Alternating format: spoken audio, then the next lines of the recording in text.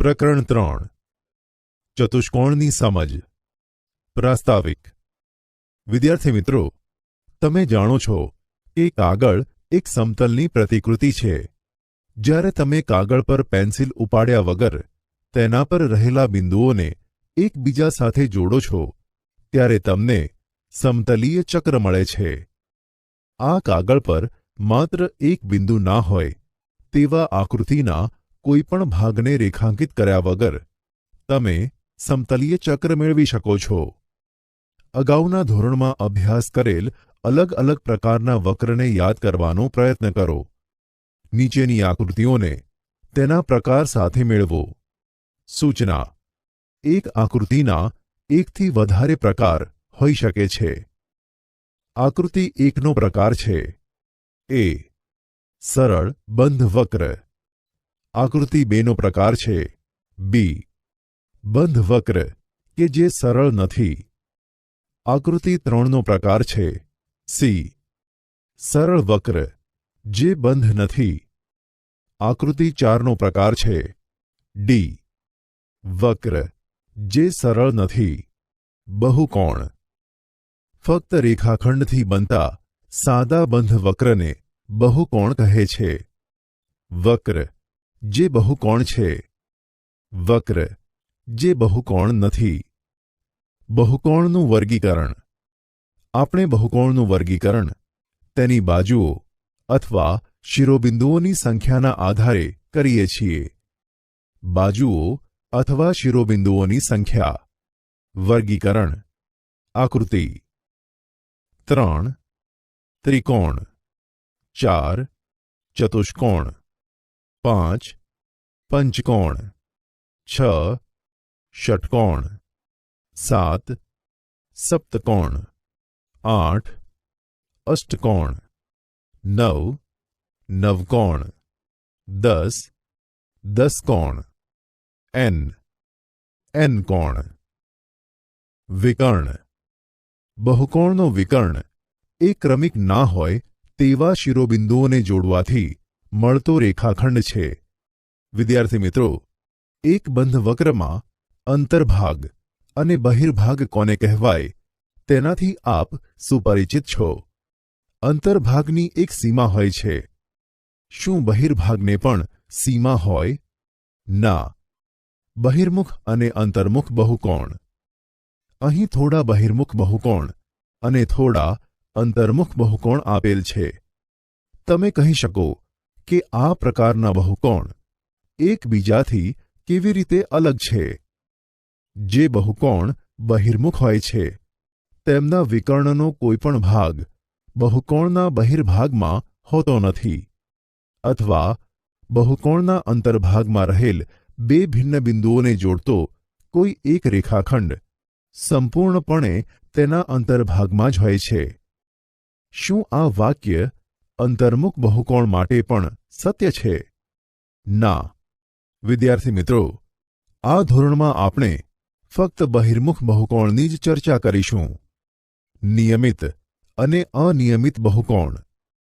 એક નિયમિત બહુકોણ સમબાજુ તથા સમકોણીય હોય છે. ઉદાહરણ તરીકે, ચોરસમાં બાજુના તથા ખૂણાના માપ સમાન હોય છે. લંબચોરસ સમકોણીય છે પરંતુ સમબાજુ નથી. તો શું તે નિયમિત બહુકોણ છે? શું સમબાજુ ત્રિકોણ નિયમિત બહુકોણ છે? કેમ? નોંધ. વિદ્યાર્થી મિત્રો, આ અથવા આની નિશાની સમાન લંબાઈવાળા રેખાખંડ દર્શાવે છે. ખૂણાના સરવાળાનો ગુણધર્મ. વિદ્યાર્થી મિત્રો, તમને ત્રિકોણના ખૂણાના સરવાળાનો ગુણધર્મ યાદ છે? ત્રિકોણના ત્રણેય ખૂણાના માપનો સરવાળો 180 અંશ થાય છે. આ નિત્યસમ સમજવા ઉપયોગમાં આવેલ પદ્ધતિને યાદ કરો. હવે આપણે આ નિત્યસમનો ઉપયોગ ચતુષ્કોણ માટે કરીશું.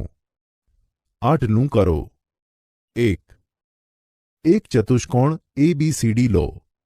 તેનો એક વિકર્ણ દોરીને તેને બે ત્રિકોણમાં વિભાજિત કરો. હવે 6 ખૂણા 1, 2, 3, 4, 5 અને 6 મળશે.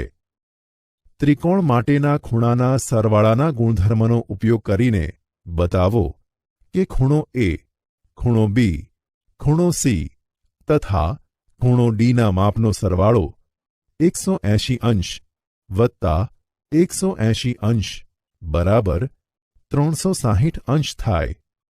2. કોઈ એક ચતુષ્કોણની પૂંઠામાંથી બનાવેલ 4 એવી પ્રતિકૃતિ લો કે જેમાં ખૂણા દર્શાવેલ હોય. આ પ્રતિકૃતિઓને આકૃતિમાં દર્શાવ્યા પ્રમાણે એવી રીતે ગોઠવો કે જેથી ખૂણો 1, ખૂણો 2, ખૂણો 3, ખૂણો 4 એક જ બિંદુ પર મળે. ખૂણો 1, ખૂણો 2, ખૂણો 3 અને ખૂણો 4ના સરવાળા વિશે શું કહી શકાય?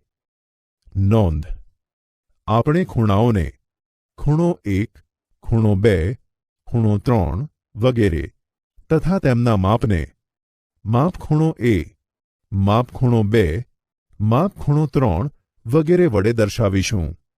વિદ્યાર્થી મિત્રો, ચતુષ્કોણના ચારેય ખૂણાના માપનો સરવાળો 360 અંશ થાય છે.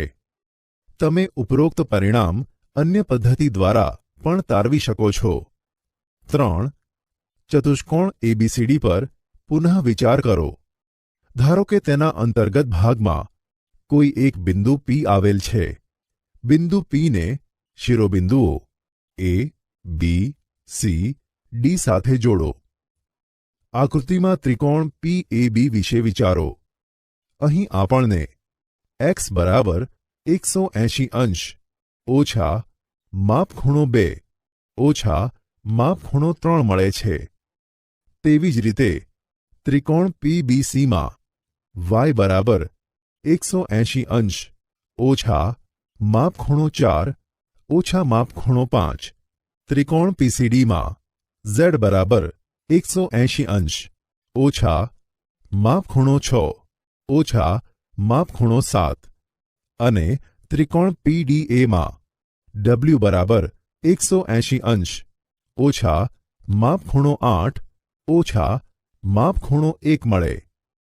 આનો ઉપયોગ કરીને કુલ માપ ખૂણો 1 વત્તા માપ ખૂણો 2 એમ લઈને વત્તા માપ ખૂણો 8 શોધો.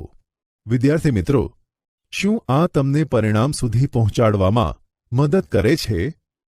યાદ કરો, ખૂણો એક્સ વત્તા ખૂણો વાય વત્તા ખૂણો ઝેડ વત્તા ખૂણો ડબલ્યુ બરાબર 360 અંશ છે. 4.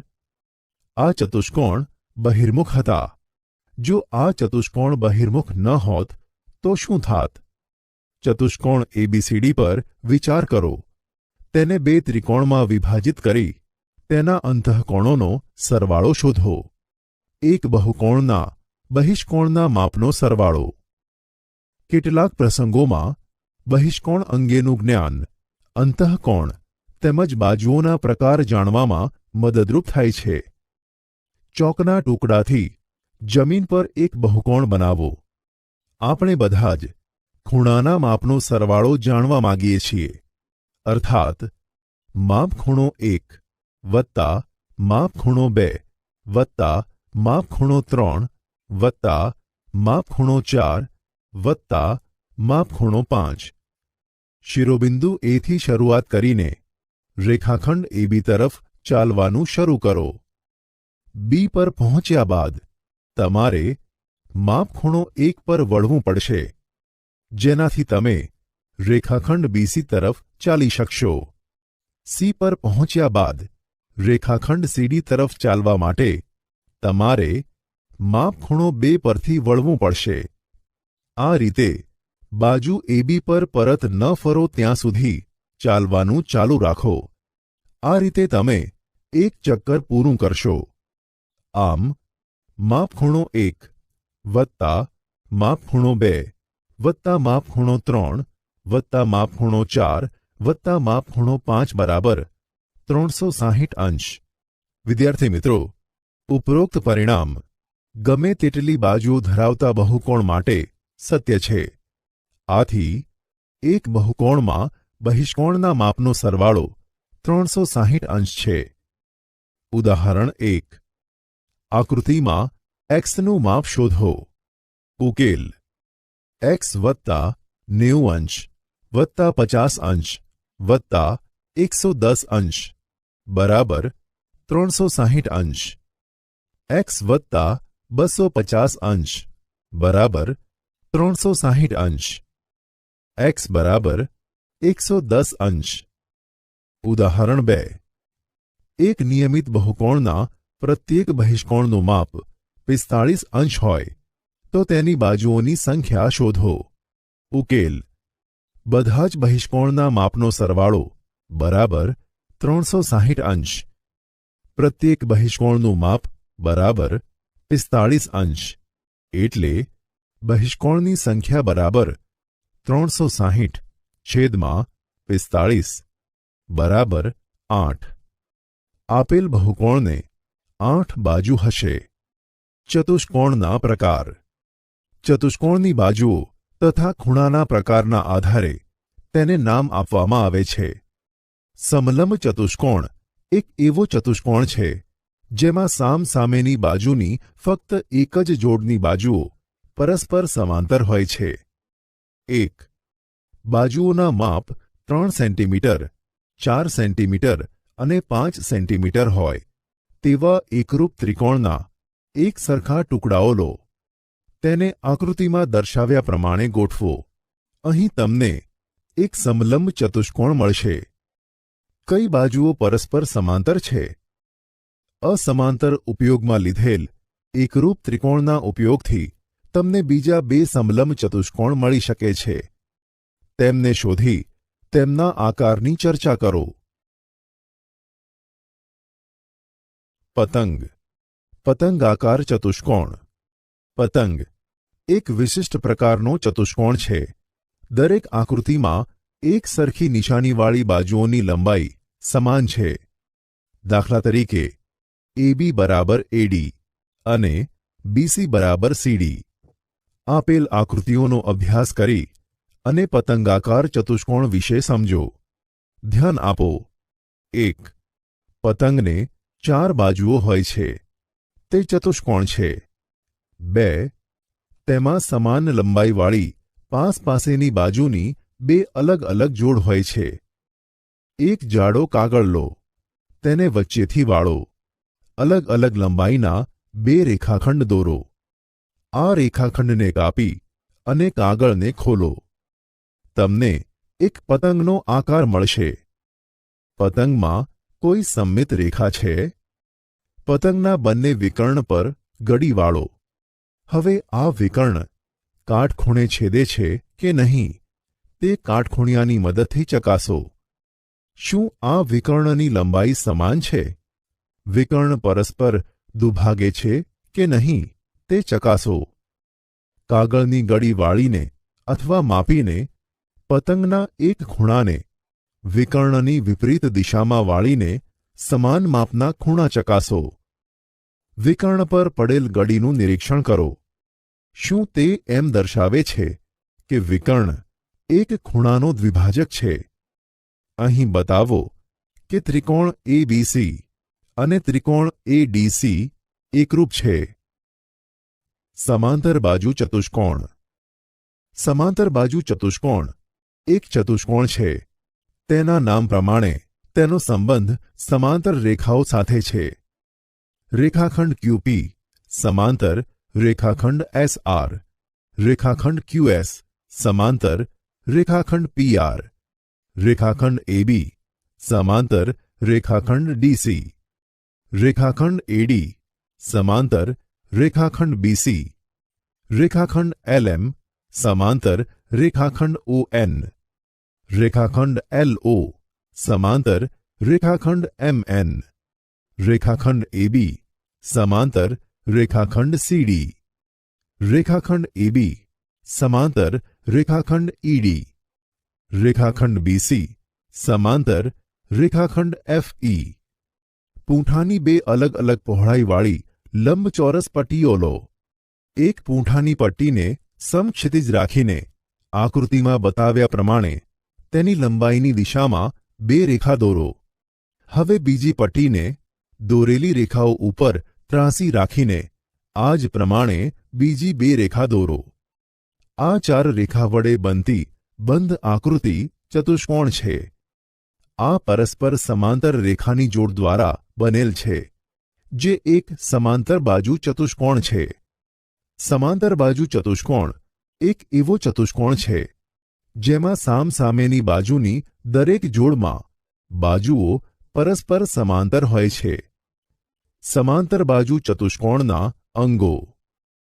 એક સમાંતર બાજુ ચતુષ્કોણને 4 બાજુ અને 4 ખૂણા હોય છે. આમાંથી અમુક સમાન માપના હોય છે. આ અંગોને સંબંધિત કેટલાક શબ્દો તમારે યાદ રાખવા પડશે. એક સમાંતર ચતુષ્કોણ ABCD આપેલ છે.